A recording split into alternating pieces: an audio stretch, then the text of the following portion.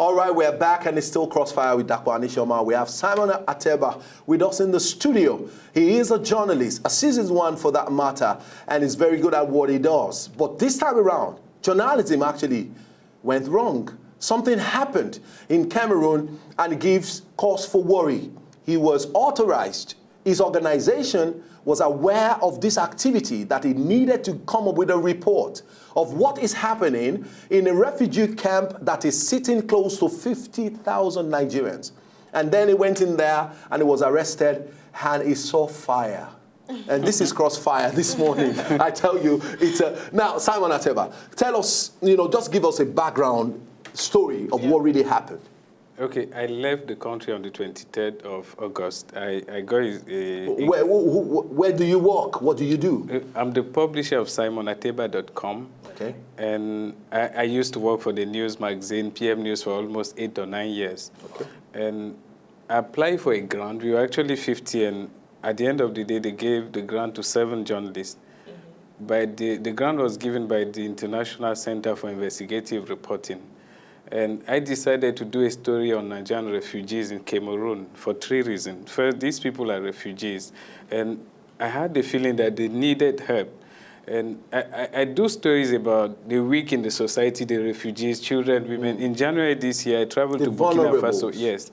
I went to Burkina Faso to do a story on trafficked Nigerian girls. So I decided child trafficking. And I decided to go to Cameroon to do a story on Nigerian refugees there. And I got there I was arrested on the 28th of August.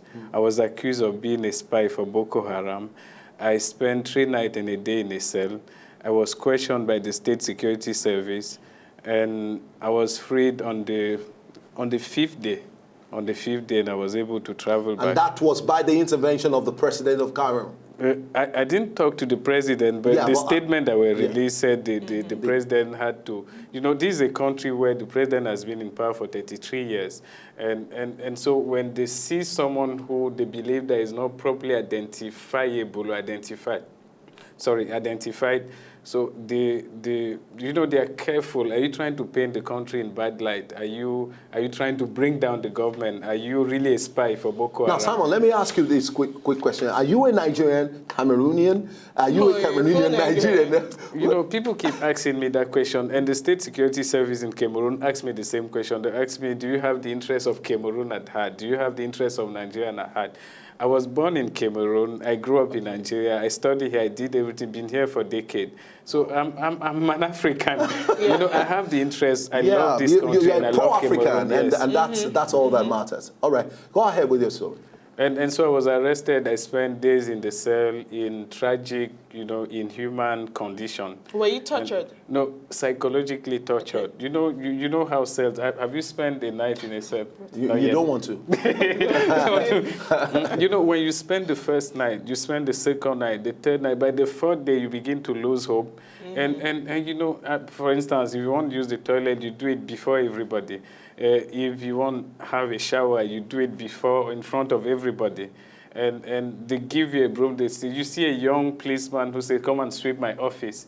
And if you want to have like 1 hour outside the cell, of course I said no, because I couldn't do it. And I knew he didn't have the right to do it. So you have this psychological torture. And the fact that, if you are deprived of your freedom and you stay in one place, even your room, you will realize that, it's a confinement. Yes. Now let me ask you this quick question, Simon. This assignment, was it self-motivated, or you're working with an organization and they told you, all right, because you mentioned grant, that means you had a support of an organization or a country to actually carry out this investigation? Yes, I got a grant from the International Center for Investigative Reporting, Abuja. And the report is going to be published this week in the Nation newspaper. Fantastic. I published Pt.2, but the International Center got some money from Ford Foundation. And the money they received was to give it to some journalists to train journalists. Who are investigative. Yes, who could do story that they would have loved to do if they had the money. And you know, there are so many story journalists want to do, but they don't have enough resources to do it. And so we apply, because I went to do a similar story in January in Burkina Faso. So they realized I could do it. Qualified. Yeah, qualified. No, but the thing is, I understand your story perfectly, but was proper consent or grant gotten from the Cameroonian government? Okay, did I get proper authorization from the to enter the Cameroonian refugee camp? Exactly. You know, how do you do cross-border stories? Okay. I mean, if you want to do a story in Chad or in Cameroon or anywhere, the way you do it, you try to get in touch with journalists who are already in that country. So you ask them, what do I need? What type of authorization or permit do I need? Or clearance do I need to do this story? And I was the government of Cameroon's far north doesn't have a website. So what you need to do, they told me, you need to come and meet the governor in person. And that's what I did. Only for me to get to the governor's office, and he told me, you know what, you need to travel 800 or 900 kilometers to go to Yaoundé, the capital of Cameroon, to seek an audience with the Minister of Communication. When you can see the Minister of Communication, he will send you back to me 800 or 900 kilometers. And the governor will send me to the mayor 60 kilometers. And the mayor will send me to the gendarmerie, like the military police, almost 20 kilometers. And those ones will deploy a small team to accompany me to the Minawawo camp, where you have almost 50,000 Nigerians. Here I was already here. And I decided, I've already talked to the United Nations Agency for Refugees. And I decided to go and see the camp. That I've spoken to officials, I've spoken to local journalists, I've spoken to people, but at least let me go and see that camp. How can I come to Cameroon to do an investigative story on Nigerian refugees who are in Cameroon, and I can't even see the camp? So I decided to see the camp, and to me, I thought the camp was fenced. Only for me for the bike man to drive me straight inside the camp. No security checkpoint. There's just one security checkpoint. I'm bound by a contract not to discuss the detail of my investigation. But because the story is going to be published this week in the Nation newspaper. But I mean, these are 50,000 people, 7 kilometers from the nearest tar road.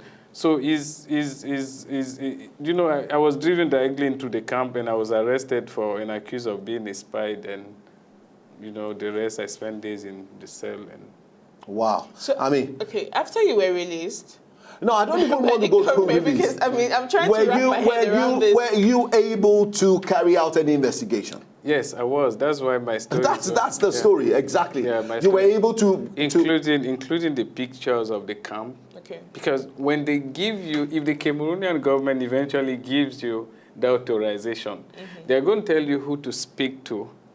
Who not to speak to. There is one guy who represents the Nigerian community in the camp, and he comes and he tells you, we are grateful to the Cameroonian government. They are really treating you well, you know, things like that. And so I didn't want to talk to people like that. And they also tell you what picture you can take. We're talking about Cameroon. That's just a border nation. And Nigerians are there in their thousands in a refugee camp. Is the Nigerian government, as a journalist, do you think our government is aware we have such a camp in Cameroon? And do you think they have an idea of the condition of living of Nigerians there? Do they even get support? Do they show support to Nigerians? Yes, I think the Nigerian government is aware. Okay. You know, there are so many, there are almost 23 organizations that take care of them. Okay. I'm not going to go into details of the investigation. That's why I'm not. But one thing that I can say is that camp is now too small for the number of people who are there, and they are trying to open a second camp. And these are Nigerian people. I mean, Cool TV should be there. Channels TV should be there. TVC should go there. I mean, I was the first Nigeria-based journalist to go there, and that's why they thought I'm a spy. I mean, you come from Nigeria, and these people are Nigerian, and then you find yourself in the camp, and then you don't have all the proper long process permit. So, I mean, maybe you are here for another mission. Another mission. And so I think the government is aware, but I don't think, you know, people, I was part of a show and they were asking me, do you think we are winning the war against Boko Haram? I said, I don't know. Are we losing it? I said, I don't know. But one thing I know is that we are not winning the war against refugees. And don't forget that we have more refugees because of the state of insecurity in the country. The reason why people are fleeing, it may be for political reasons because there is no political stability in the country and all of that. Now, let's talk about investigative journalism. I have always been, an advocate. I want to do stories. I want to be there. Now, CNN last year changed their slogan and said, let's go there. Now, we will not publish stories until we go there and we see things, for ourselves and by ourselves, and all of that. What exactly is the problem with investigative journalism? How do you think there is investigative journalism in Nigeria currently? Yes, I think, you have a lot of locked doors, tight lips, lean pause, financial resources. And I think that's the big problem. If you want to do an investigative story, first thing, it takes time. You need to read around your subject or your topic. You need the resources. You need to have the right sources. And you need to understand the laws and you need to have people who can guide you, good fixers, and people who can help you. But, you also need to understand the hazard of the profession. Yeah, because the whistleblowers are not protected. Yeah, because you can go there. That place in Cameroon right now, in Cameroon's far north region, there are 10 regions in Cameroon. This whole Boko Haram issue is happening in one region, Cameroon's far north. And they share almost a 300-kilometer border with Borno State. I mean, that's how long that place is. So when you hear that Cameroon has deployed 2,000 soldiers to the border, where? They will just disappear. It's like you just have 2,000 individuals who are just doing their own thing. They're just walking around. I mean, where are they? Which border? I mean, these people keep increasing. And it means that we are not winning it. I don't know. Maybe we are winning the war. We are losing it. But it means, when I saw these people, in the bush, because these people are in the bush, there is no fence, nothing. In tragic condition. Wow. And so... So how is that a refugee camp? I thought a refugee camp should represent a safe haven. I thought it should be like a place of comfort, at least maybe temporary comfort, spending the time you will be able to sort things out and live a normal life.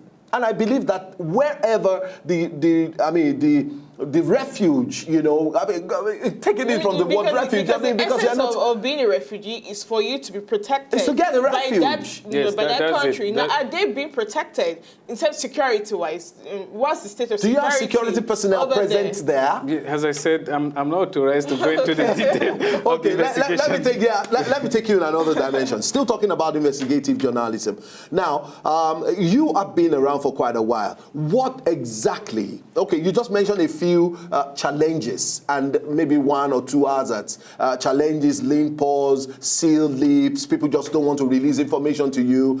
You need a lot of money to be able to get the vital information. Maybe some people will really want to talk. If you actually give, let them know that the information they are making available to you is not for free. And then you can go ahead and extract information from them. And at the same time, the person who eventually is divulging information to you is not protected. If the owner of the story gets to find out somebody like that has spoken to you, the person's life is in danger.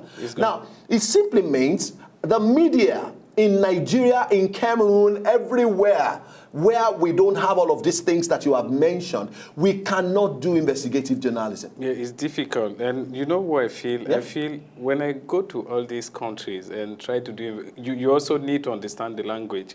I speak French, I speak English, so it's easy for me to go there to even explain to the policeman. But how is it that the same poverty in Nigeria is the same poverty that you see in Cameroon, in Ghana, in Angola, everywhere? Why is Africa so poor? Why do we have so many illiterate people? And I was asking this question to myself, and I came to realize it has to do with journalism. Journalism is the solution to this country and to our continent. And I believe that if we do proper investigative journalism, and we expose the corrupt, expose the bad guys, and try to educate and give the right information to the public, the terrorists, and then the dictators and people who don't want to release or leave power. I think it's a matter of day when people have the proper information. They are not going to be there for long, and if they want to remain there, they are going to do the right thing. They are not doing Simon, it. Simon, let me quickly say this to you. You seem to sound really very passionate about investigative journalism. Simon was arrested and locked up for 3 days, for 3 nights and a day. And you were there, you were not even sure of what was going to happen to you. For me, that is scary. Every day, every hour counts, and you are not even sure of what your fate is going to be. And then you want to encourage investigative journalism? Yes, I want to, because... Without adequate protection. Yes. Do you think there's any law in Nigeria, in Cameroon, protecting the rights of journalists who are out there? No, there's never a law. The government doesn't want journalists. That's the truth. No, but the government, what does the government want? The people in power want 2 things. They want to gain power, remain in power. The rest doesn't matter. So they want journalists who will do public relations for them and say that, the government is doing the statement from the presidency, the governor's office, the local government chairman. But when you try to expose them, why do they need you?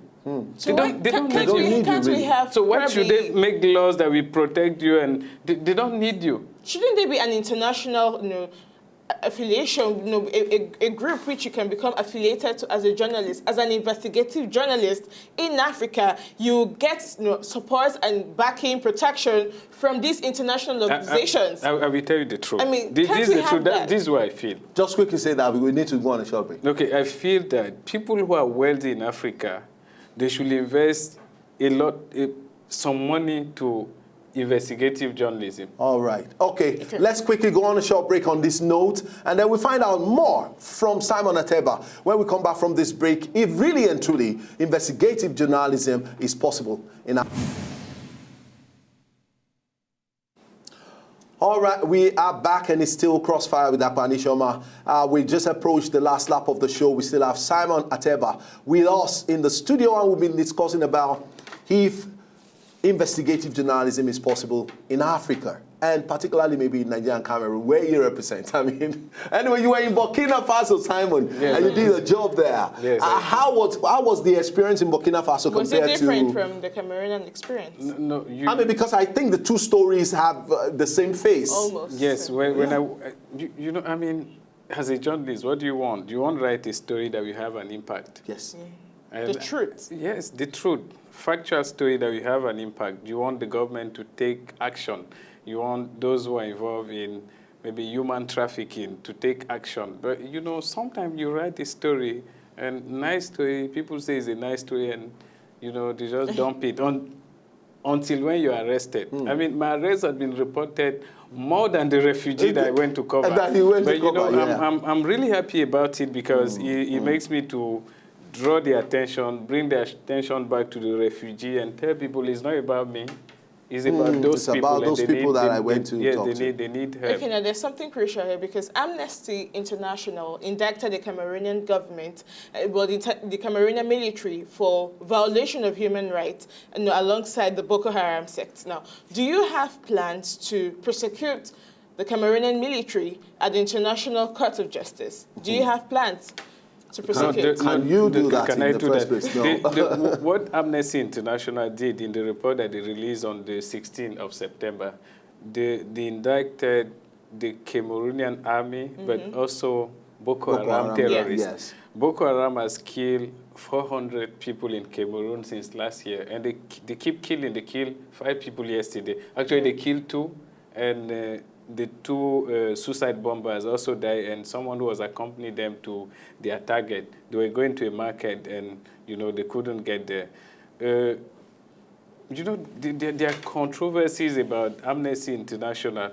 I mean, even here in Nigeria, we remember what people said about Amnesty International. Yeah. That, I mean, what do you do? In Baga, for instance, very close to Lake Chad, I mean, they killed almost 2,000 people, according to report. Is it 1,500 or 2,000? Yeah. And in a day or 3 days. And you say that you won't give armed to the Nigerian government because of human rights abuses. You know, so sometimes we don't know, should we give, or shouldn't we give? Should we fight and shouldn't we fight? Yes, but anyway, I think amnesty... Let's take this call. Okay. Good morning, Ifa. Sorry, we lost that call. Yes, but I think Amnesty International, they are still very important, because when you go to the... Have you gone to a Boko Haram threatened area? I have seen videos, and it's a ghost town. Okay, you've not gone. I have seen videos. Yeah, and you know, it's a ghost town. You can analyze Boko Haram from this lovely studio. I mean, this is really a nice studio. Thank you. You can analyze it from New York, from Japan, and from all those places, and then you keep seeing the military telling you there are 2,000 Boko Haram who are ready, who are begging for peace. But you can go to those areas and see abandoned villages, burned houses, burned trucks, and you see the fear. You see the way you cross those areas, and then the military protecting you, and you understand how the atrocity of what the consequences of the Boko Haram insurgency. And then when you get to the refugee camp and you see these people and they are in one place, they can't go anywhere. And they've been there for, I mean, that camp opened in 2013, this 2015, September. So they've been there for years. And, you know, and that's why the story that we publish in the Nation newspaper and on SimonAteba.com is so important. Is the one on SimonAteba.com published? No, it's not yet published. When is this report coming out? I think Nigerians are going to be really very interested in. I mean, that shouldn't be kept secret. It's going to be in the public domain. Okay, but you don't want us to know when it's going to be published. No, no problem. We'll look out for it. But you didn't answer the other part of my question. Would you want to prosecute? No, I'm not sure I have I'm not sure I have that power, Johnson. I mean, maybe you mean something else, but I'm not sure I have the power to prosecute. Okay, let's take a fast call. Okay. Hello, good morning, Ifa. Hello, Ifa. Good morning. Hello, good morning. Good morning. Good morning. Good morning, we can hear you. Can you quickly make your contribution? Yes, I've been following the program from when you were discussing about SARAKI'S to this moment of journalism. Oh, thank you really very much. So go ahead, you can actually make comments on the two issues. Okay, fine. I think the first one is on SARAKI'S. Yes. Hello? Yeah, we can hear you. Yes, I think the first one is on SARAKI'S.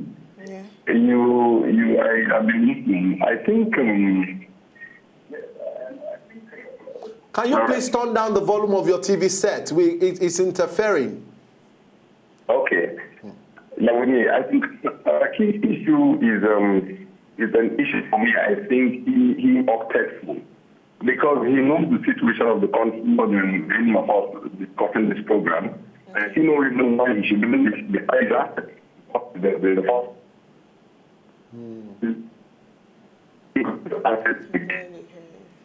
Wow, we could hardly hear what Isa is saying. Can you please call us back? I mean, the line wasn't. Yeah. All right. Now, on the last note, we need to start taking our last thoughts on the show. Now, I want to quickly ask you this question. Really, maybe it's personal, you know. You still want to go ahead with investigative journalism? Yes, if I have a grant today, I'm actually publishing a book to document it so I can, the book is titled 4 Days in Hell, to show people what it takes, the behind the scene of an investigation. I mean, all the challenges. People should appreciate stories when they see one. When they see one. Especially when they are published. But yes, if I have a grant today, I will go and do, I have like 5 stories. Do you do only like human side story? No, I've done very hard stories. Okay. And you know, I've been in this for a long time, and I remember a story that I did, the Baba Sue story and all that became, everyone was talking about it, the Stella Odua's story, and, you know, all the story, you know, she asked me to go back to school. I've done because she felt offended with by question, you know. So I've done quite a number of stories. I've been in this job for almost 9 years. 9 years. That's I'm not putting new, almost like a decade. But you know, after you grow, when you spend some time in journalism, you realize that you won't stop. He said, she said. This one said, you just want to get dig, the truth. Yes, dig deep and try to unravel things that people don't say, he said. Simon, are you married?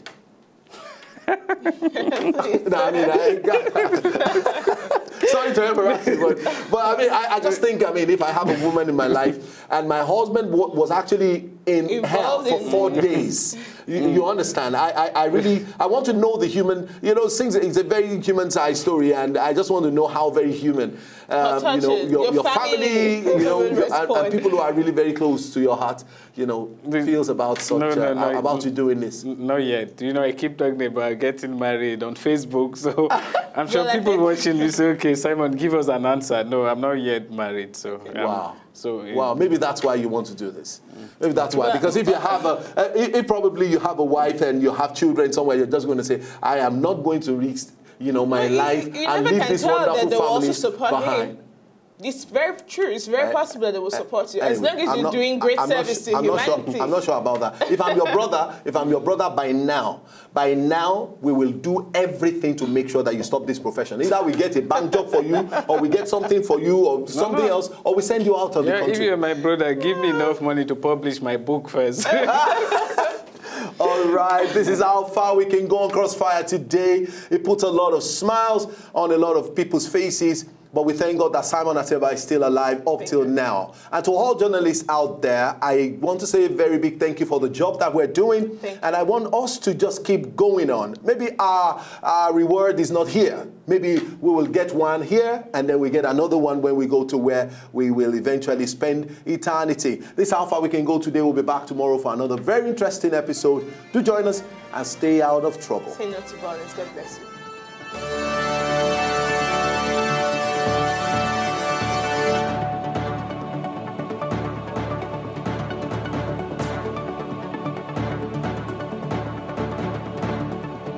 So, did you like what you just saw? I know you did. It's very simple. If you want to see more, just subscribe to our channel right now.